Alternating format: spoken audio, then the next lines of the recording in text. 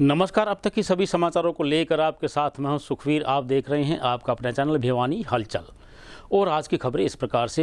नर सेवा नारायण सेवा, यह कहावत चरितार्थ होती है अपना घर के सेवकों व संचालकों पर।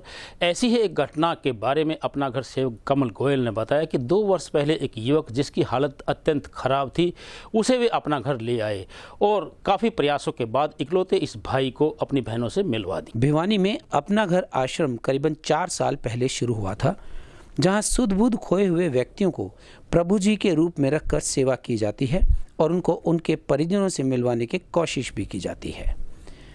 अपना घर आश्रम के सेवक कमल गोयल ने बताया कि करीबन 2 साल पहले एक प्रभु जी उन्हें मिले जिनकी हालत बहुत ख़राब थी, जिन्हें वो उठाकर अपना घर में ले आए और अन्य प्रभु जियों के साथ उनकी सेवा शुरू कर दी। इन्हें अपने बारे में कुछ भी नहीं पता था, किसी भी तरह का पता नहीं बता पाए, लेकिन यहाँ लाने के बाद इनका इलाज करवाया गया।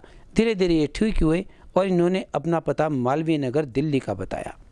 इन प्रभु जी से पता लगा कि इनका नाम आज़ाद है और वो दिल्ली मालवीय नगर से ताल्लुक़ रखते हैं। धीरे धीरे काफ़ी कोशिशों के बावजूद इन्हें इनके परिजनों के हवाले कर दिया गया। उन्होंने यह भी बताया कि इससे पहले 82 प्रभु जियों को वो उनके परिवारों से मिलवा चुके हैं, जिनमें 55 प्रभु जी पुरुष और 27 प्रभु जी महिला शामिल हैं, जिन्हें इनके परिवार वालों से मिलवाया है। उन्होंने बताया कि वो लोग मंदबुद्धि और बीमार ऐसे प्रभुजनों की सेवा का कार्य करते हैं। उनका कहना था कि इन लोगों को डॉक्टर से सलाह भी दिलवाई जाती हैं और दवाइयाँ भी दी जाती हैं, जिसके कारण धीरे धीरे इनकी मानसिक स्थिति ठीक हो जाती है और कुछ समय बाद ये अपने घर का अता पता बता देते हैं। तो पुलिस प्रशासन के सहयोग से इन प्रभुजनों को इनके परिवार के हवाले कर दिया जाता है।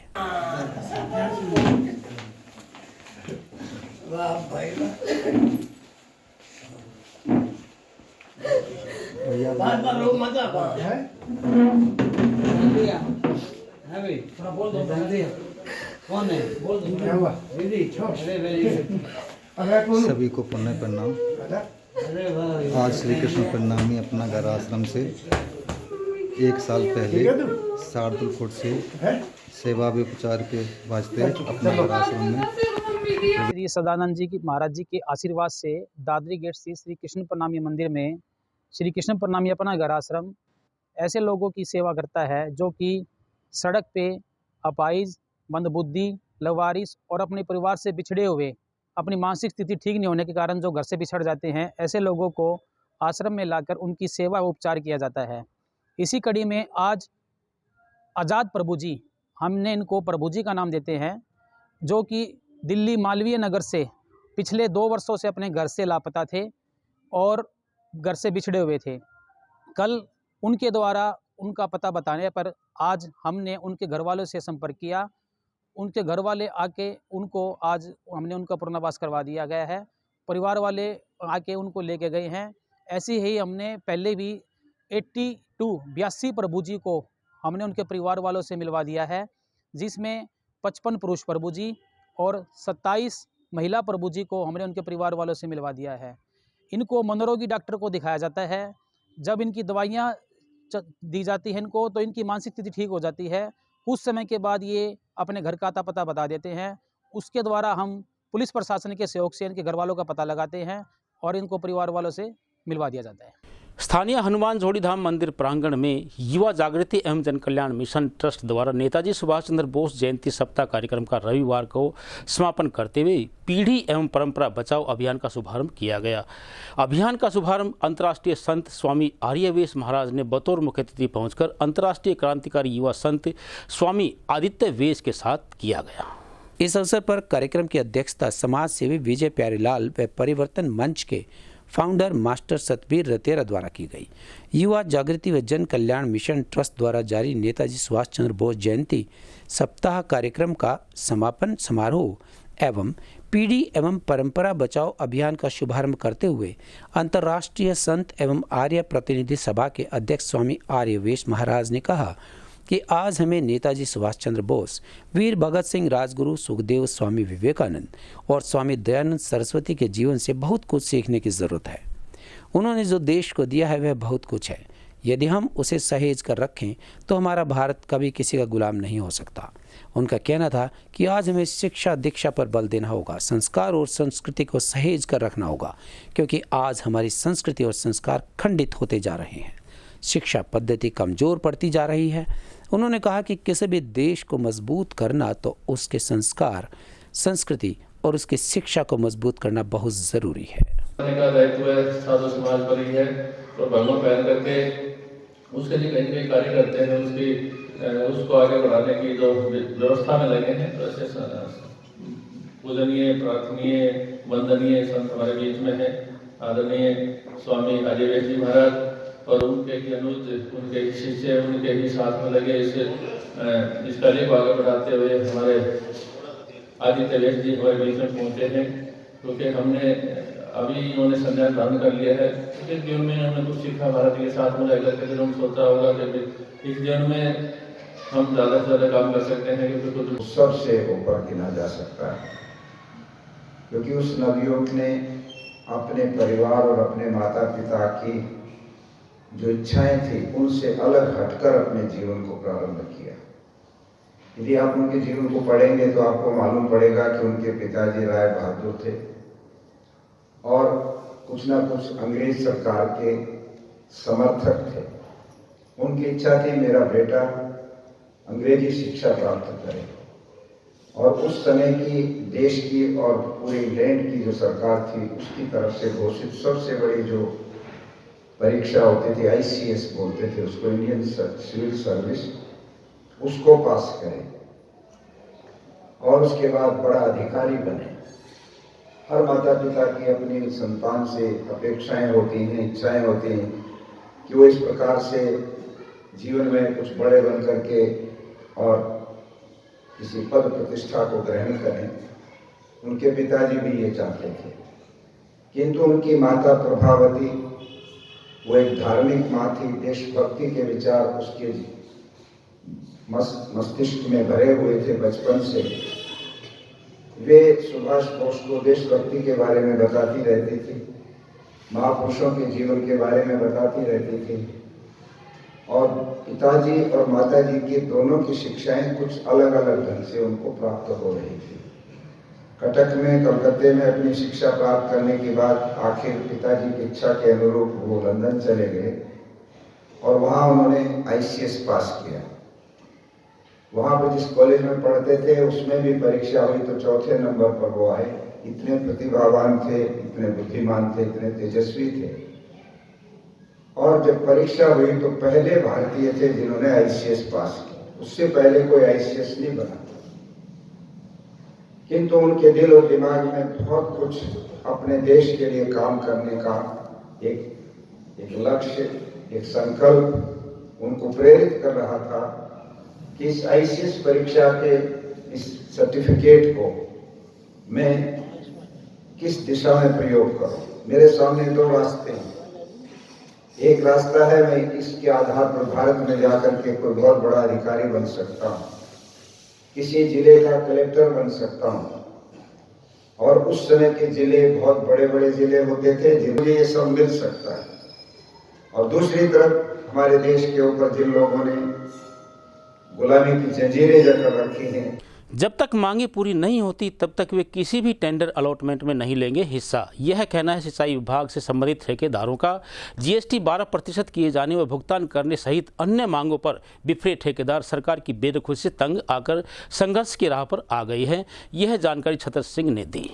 इसी कड़ी में रविवार को स्थानीय सिंचाई विभाग रेस्ट हाउस में भिवानी व दादरी जिला से संबंधित ठेकेदारों की बैठक आयोजित हुई। बैठक में अध्यक्षता बालकिशन ठेकेदार द्वारा की गई। इस दौरान ठेकेदारों ने सरकार के खिलाफ जमकर नारेबाजी की।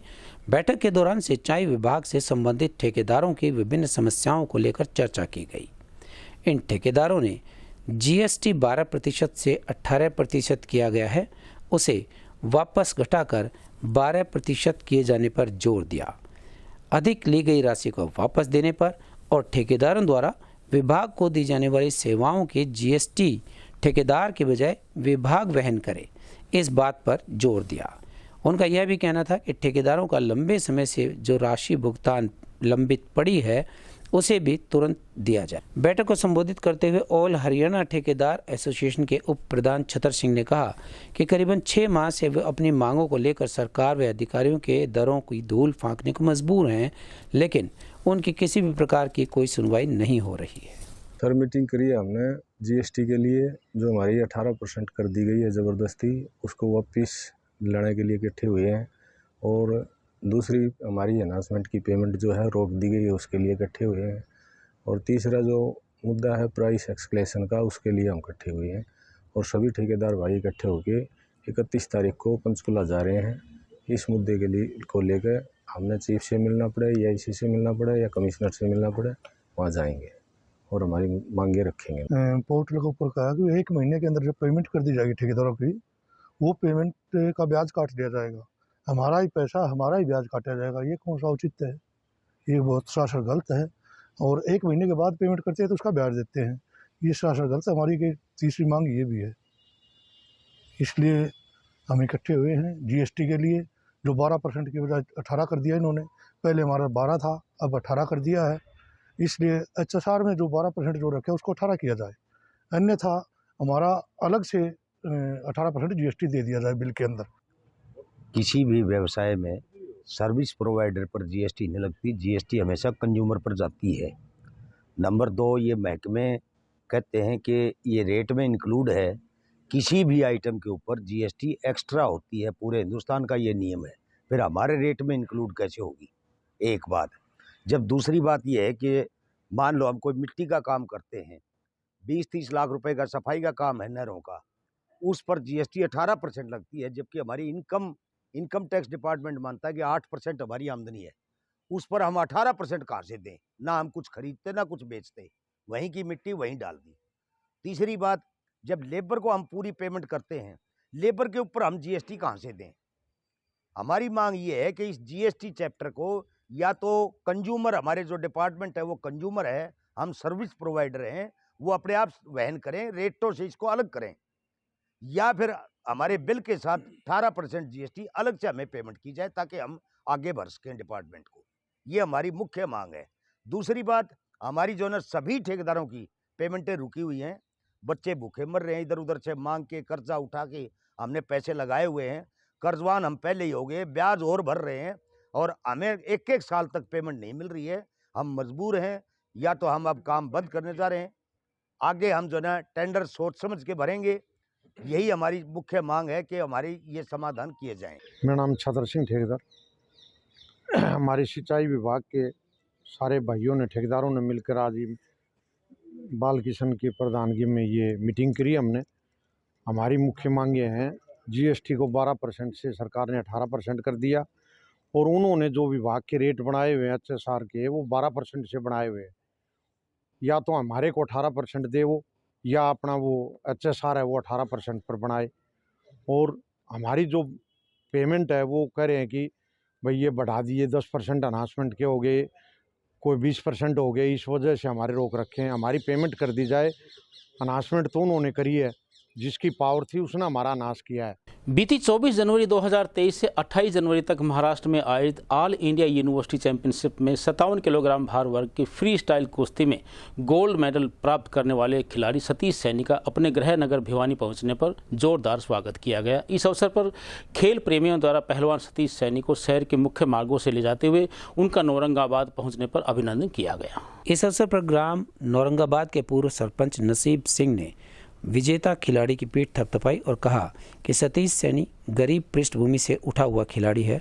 उसके पिताजी साधारण किसान मजदूर हैं और ऐसे हालातों से लड़ते हुए उन्होंने गांव में देश के साथ साथ अपने माँ बाप का नाम भी रोशन किया है। ये लड़का बहुत मेहनती है और इसके पदक जीतने से पूरे गांव में खुशी का माहौल है। वहीं साईं हॉस्टल के सभी कोचेज़ ने भी इस खिलाड़ी के उज्जवल भविष्य की कामना की और उसे आशीर्वाद भी दिया। Bhupendra Singh, chief coach Sai Bhiwani, retired. मैं आपकी जानकारी के लिए बता देना चाहता हूँ, सतीश पहलवान औरंगाबाद इसका गांव है। पिछले 12-13 साल से हमारे पास प्रैक्टिस करता रहा है और इसकी शुरू से लेकर आज तक अनेक उपलब्धियां हैं। और जो ये आज की उपलब्धि है ऑल इंडिया यूनिवर्सिटी की जो इन्होंने गोल्ड मेडल जीता है, ये देश का सबसे बड़ा टूर्नामेंट होता है। आपकी जानकारी के लिए बताऊं, इतने पहलवान किसी भी टूर्नामेंट में नहीं आते।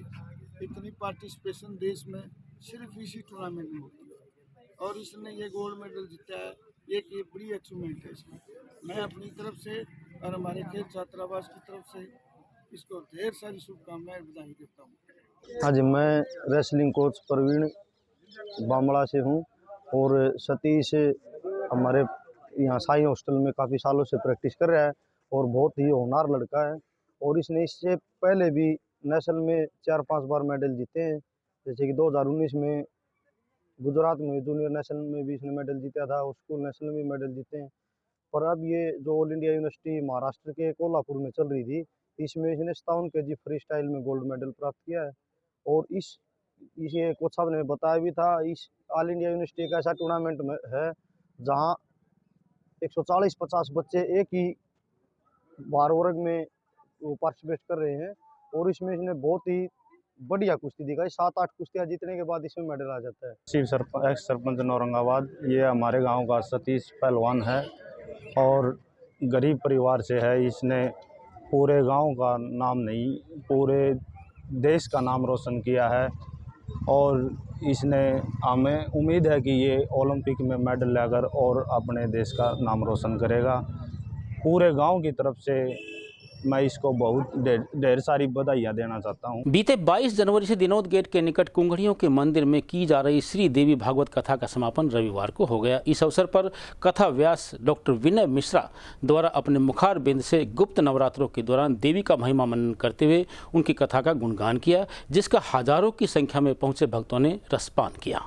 22 जनवरी से शुरू हुए इस देवी भागवत कथा के मुख्य कथावाचक डॉक्टर विनय मिश्रा ने अपने मुखमंडल से श्रद्धालुओं को मंत्रमुग्ध किए रखा।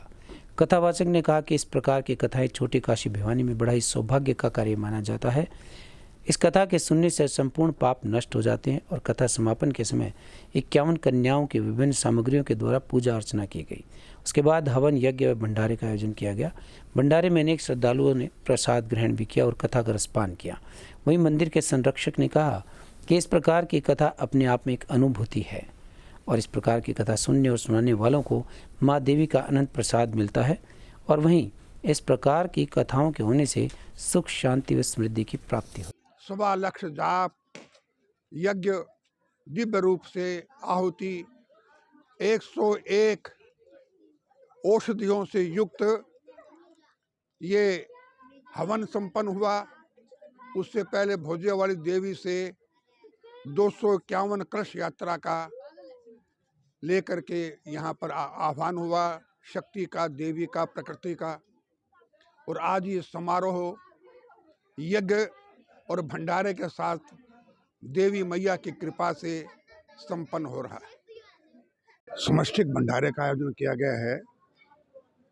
इन दिनों माघ के शुक्ल पक्ष के अंदर गुप्त नवरात्र होते हैं। 2 प्रत्यक्ष होते हैं, 2 गुप्त होते हैं। तो माघ महीने के शुक्ल पक्ष से प्रतिपदा से गुप्त नवरात्र लगते हैं। तो इस समय देवी भागवत महापुराण का पारायण किया गया, महादेवी के जाप किए गए और डॉक्टर विनय मिश्र ने देवी भागवत का 8 दिनों तक दिव्यता के साथ, भव्यता के साथ ये आयोजन किया गया। देवी भागवत के अंदर भगवान का गुणानुवाद तो है ही, परंतु देवी की जो शक्ति है, देवी प्रकृति का रूप है, साक्षात रूप है। प्रकृति महाकाली, महालक्ष्मी, महासरस्वती के रूप के अंदर किस प्रकार से विभाजित हुई, किस प्रकार से उनको दायित्व दिया गया और किस प्रकार से जब जब भी देवताओं पर आपत्ति आई तो भगवान ने देवी रूप में शक्ति लेकर के उन्होंने राक्षसों का संहार किया। नंद गोप गृहे जाता यशोदा घर संभुता। जब नंद के घर के अंदर भगवान की कृपा से योग माया के द्वारा यशोदा के गर्भ से कन्या की उत्पत्ति हुई, तो योग माया के द्वारा ही भगवान को मथुरा की कंस की कारागार से, भयंकर कारागार से 7 तालों के अंदर बंद कृष्ण को द्वारका से गोकुल के अंदर लाया गया। पहाड़ों में भीषण बर्फबारी के चलते उत्तरी भारत के मैदानी इलाकों में ठंड का प्रकोप रुक रुक कर बढ़ता ही जा रहा है, जिसके चलते बीते 2 दिन कड़ी धूप निकलने के बाद रविवार को सुबह 10 बजे से भिवानी के आसपास के क्षेत्रों में हल्की बूंदाबांदी पूरा दिन होती रही। हालांकि तापमान में तो गिरावट आई है, लेकिन इस बरसात का फसलों को काफी फायदा होगा। भिवानी में 2 दिन धूप निकलने के बाद रविवार सुबह एक बार फिर मौसम ने करवट बदल ली और भगवान सूर्य को बादलों ने ढके रखा। इसके साथ ही साथ हवा चलने से मौसम में ठंडक बढ़ गई और तापमान भी कुछ नीचे आ गया। कुछ राहत के बाद एक बार फिर शीत लहर ने जोर पकड़ा और लोगों ने सर्द हवाओं से बचाए रखने के लिए पूरे इंतजाम भी किए। वहीं दिन भर हल्की बूंदाबांदी और हल्की फुहार भी बीचों बीच चलती रही। आज की खबरों में बस इतना ही। अब मुझे दीजिए इजाजत। देखते रहिए आपका अपना चैनल भिवानी हलचल।